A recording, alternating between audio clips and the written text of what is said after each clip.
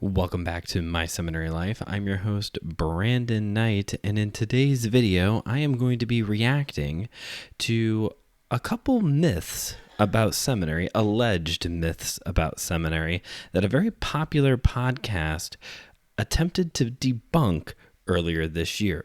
I'll link to the podcast episode in the description of this video so you can check it out for yourselves. And while you're down there, take a look at what else is linked down there, including a link to the My Seminary Life podcast, shop, and our Buy Me a Coffee page. So the podcast, Knowing Faith, way earlier this year, it was like back in March, I think, put out one of their mini episodes running down 3 myths about seminary, and they debunked all 3 of them. Well, what do you know? Seminary is not as difficult as we all thought it was, apparently.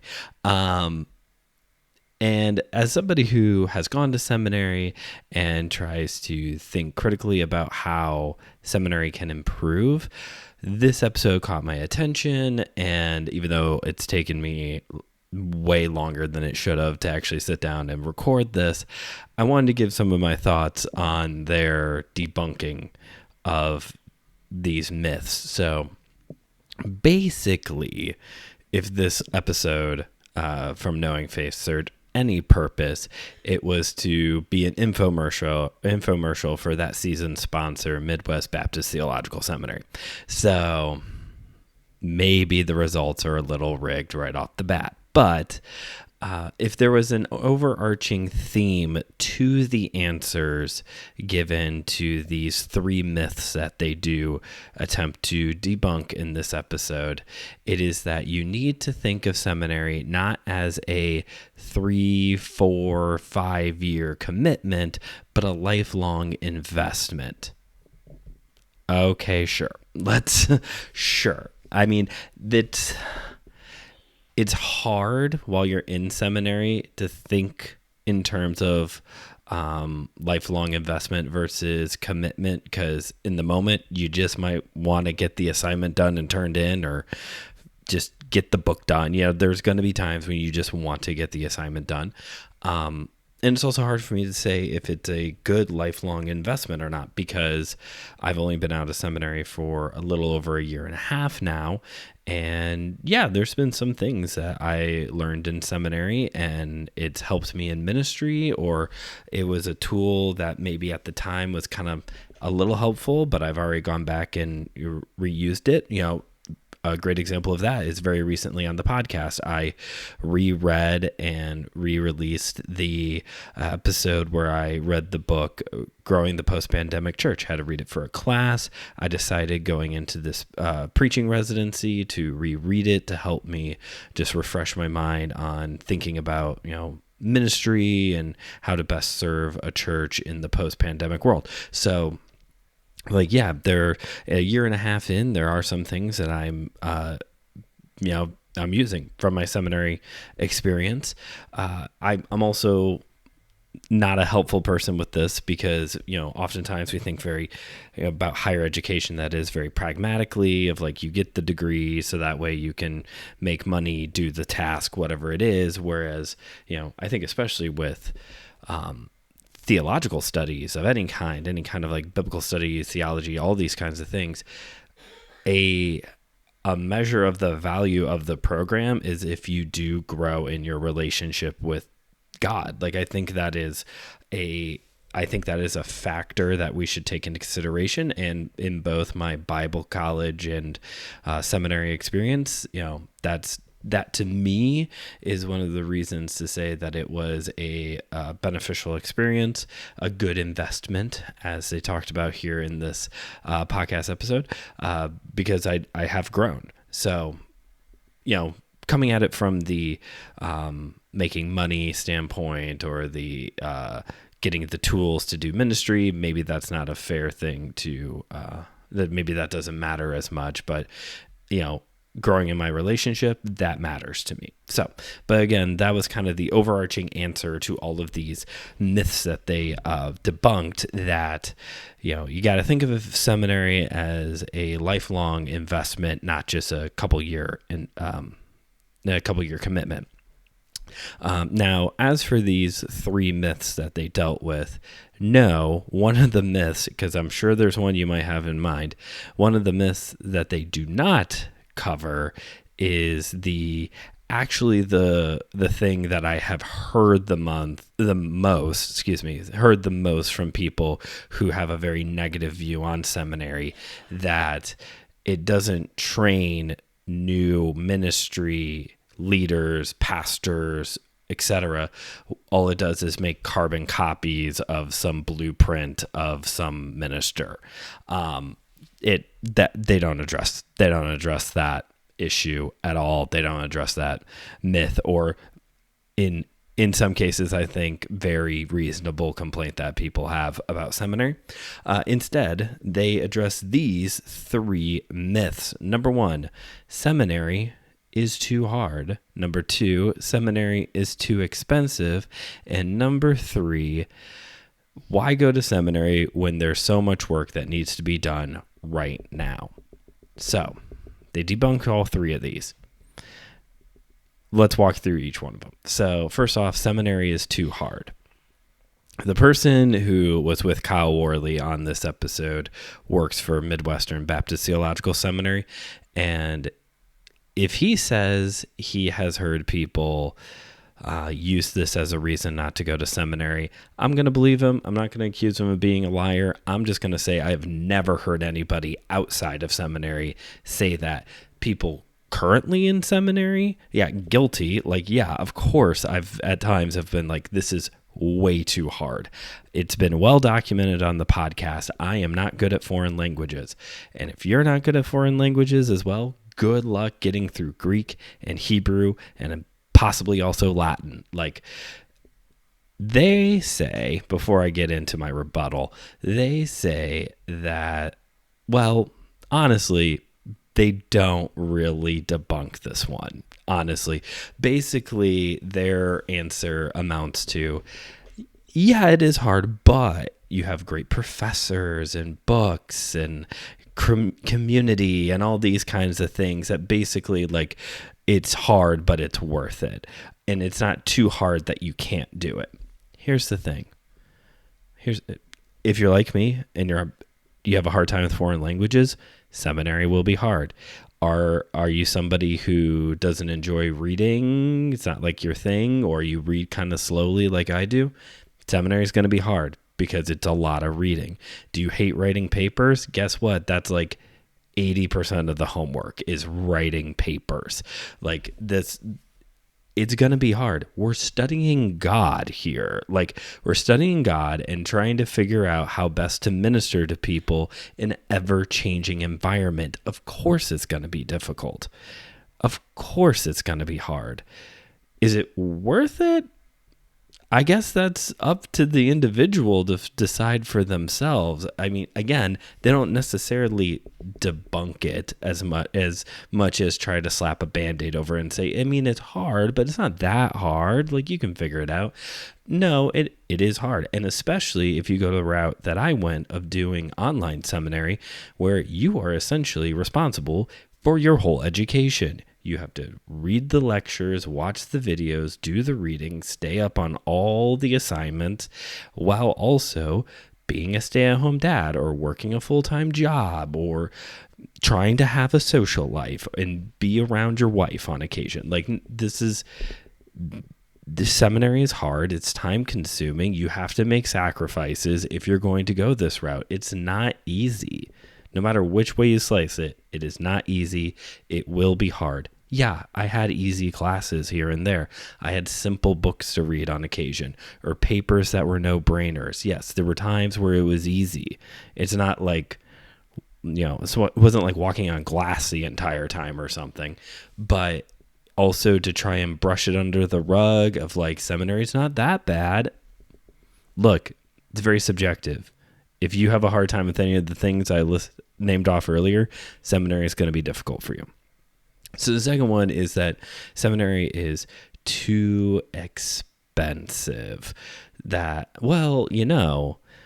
Midwestern Baptist Theological Seminary, they have a new program for first year students that it's like free. And then you have like Moody Bible Institute here in Chicagoland that your undergrad is covered, or Liberty University, who I do not support for the record. They have, 1,000 options on their online degree program site, and they're all pretty cheap if, you're into that kind of thing.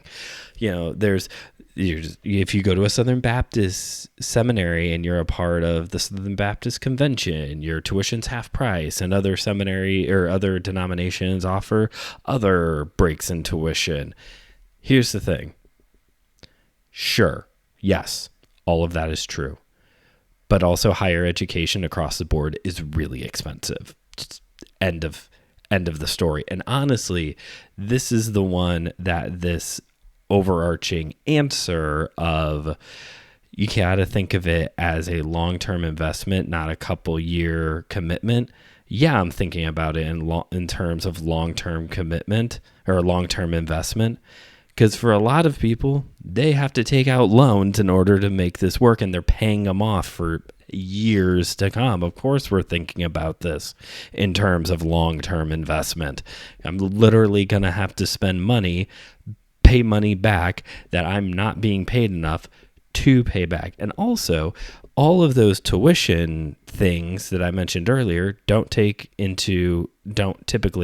take into account things like cost of textbooks or commuting, or in the case of like undergrad, like residential things, living on campus, things like that. Like, there are other financial factors to take into consideration. When I was in seminary, yes, I had someone help me pay my way through seminary, and I'm very thankful for that. I was on the hook for my books, so I was going to pastors, going to my library, and like getting as many as I can. Still had to buy a few. When I was in college, they've changed this program since then, but you could buy or rent textbooks. I rented the majority of my textbooks. I don't have the number anymore, but I kept track while I was in college. It was a couple $100, like a few hundred, almost $1,000 just to get me through on my textbooks alone, let alone, I had scholarships and grants, but I was still paying like a couple $1,000s out of pocket every semester for my tuition. So yes, it's expensive. It's expensive across the board for everybody. Like, if you go into higher education, you got a big bill to pay. And it's great that some colleges and seminaries are trying to figure out ways to make it cheaper. But to me, this goes back to that age-old complaint, and reasonable complaint at that, of maybe this wasn't the intended purpose at all, and that this should be something that the churches are primarily focusing on to train up ministry leaders to take over the church, or to send out to start new church congregations, where it's being worked in-house versus sending them to an institution and having to pay thousands and thousands of dollars and to go do the thing. So that's number 2. Number 3, again, is why go to seminary when there's so many ministry needs right now? Seminary is going to keep me from getting done what's important right now. And of these 3, this is the one I've heard before. This is the one alongside the one I talked about earlier that they do not address. This one actually they do address. And honestly, this just kind of comes back to, again, the whole long-term investment versus short-term commitment. If you're willing to get the work done and simultaneously serve in ministry, that's kind of used as like this, see, you can do both and it'll be okay. You need the seminary experience in order to do what needs to be done right now well. Here's the thing. Some people see seminary and going to an institution to learn how to do ministry like doctors, like people who go into the medical field. And you hear things like, well, you wouldn't want a surgeon who didn't go to med school performing surgery on you. While other people see this more as like skills to be learned on the job. Apparently, this is where the whole culinary world kind of like blends in a little bit with the ministry world, because there's this whole like mentality of you could go to culinary school, sure, but you really learn how to be a chef by going and being a chef in a kitchen. And that's how some people see ministry, of like, yeah, sure, I guess you could go to an institution to learn how to do ministry, but really you should just go do ministry and learn on the job or learn in the real world kind of thing. Here's my thing. At least from the conversations I've had from people, if somebody has this approach that why would I go to seminary when there's so many ministry needs right now that need to be addressed, no amount of your opinion is going to persuade that person. Just some people this seems to be one of those things that people get really entrenched in their mind. You might be able to actually present data that shows that actually seminary is not as expensive as you may be thinking. It is very expensive, but not that bad. Same with the workload. There's a lot of work, but it's not that bad. Like, you might be able to persuade someone on those myths, alleged myths, but from my experience, if somebody is going into this thinking, I would rather be doing ministry than going to learn how to do ministry, there's no winning that argument. They are convinced in their mind. Where do I fall? I'm not helpful in this, because for me, I like the education classroom. I don't think it's necessarily the best way how to learn to do seminary. I just know that's a place that I can learn well. I'm learning stuff as I'm in my preaching residency and kind of sitting back and observing and doing, and also using what I learned from seminary. In my world, we can have both things. I know that's not how other people operate, but that's how my brain works, is we can have a little bit of both and it's all fine, and we can chew the meat, spit the bad of everything. But apparently that's not how the rest of the world works. I'm crazy. Don't listen to me. The point is, when it comes to these myths that this episode of Knowing Faith attempts to debunk, from my perspective, one, you have to keep in mind that this is an infomercial for a seminary. They were always going to debunk these myths. Second, when it comes to, is seminary too hard? It really just depends on the person.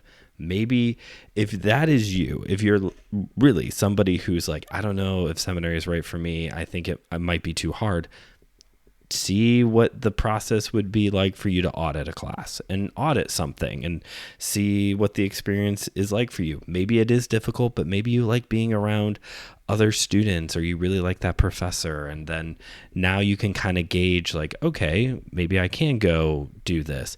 You know, if you're looking for career, you're going to have to get a degree. If you're just looking to further develop your ministry skills, or, you know, like I talked about earlier, trying to like grow in your relationship with God, there's plenty of free resources out there in order to grow in general, if you're just looking to do that. When it comes to the finances, it's expensive. If you're going to do this, you got to do what you got to do in order to make ends meet and to pay your bills. I don't know what else to tell you. And if you're the person who's like, I'd rather be doing ministry than go to seminary, then go do ministry. Go do it. Just go do it. And if somebody chooses to go to seminary, here's my thing. I've said that a lot in this video, haven't I? Sorry. Here's my thing. If somebody chooses to go to seminary, let them be. If you want to just go do ministry, then go do ministry, and let the people who want to go to seminary just go to seminary. Why be bitter over this? But maybe you can get in the comments and tell me why being bitter about it is appropriate. Go right ahead. But that's it for me for today's video. The moral of the story is I don't think they really debunked anything. I think they definitely just put a spin on something to make you want to go to a seminary. I don't know if they really did debunk anything in this episode, and hopefully that shed a little bit of light for you all as well. Thank you for watching this video. If you haven't yet already, please subscribe to the channel, like this video, and like I said, you can leave a comment of what you think of this. Are these myths? Are these even myths? Did they debunk anything? What are other seminary myths that you know of that you would like to have debunked? Maybe I can debunk it for you, or maybe I can't, and I'll just tell you it's a long-term investment. I'll just say that for 20 minutes next time. Thank you all for watching. Please check out the podcast. And this is Brandon signing off, reminding you as always that theology is for everyone, so keep on studying.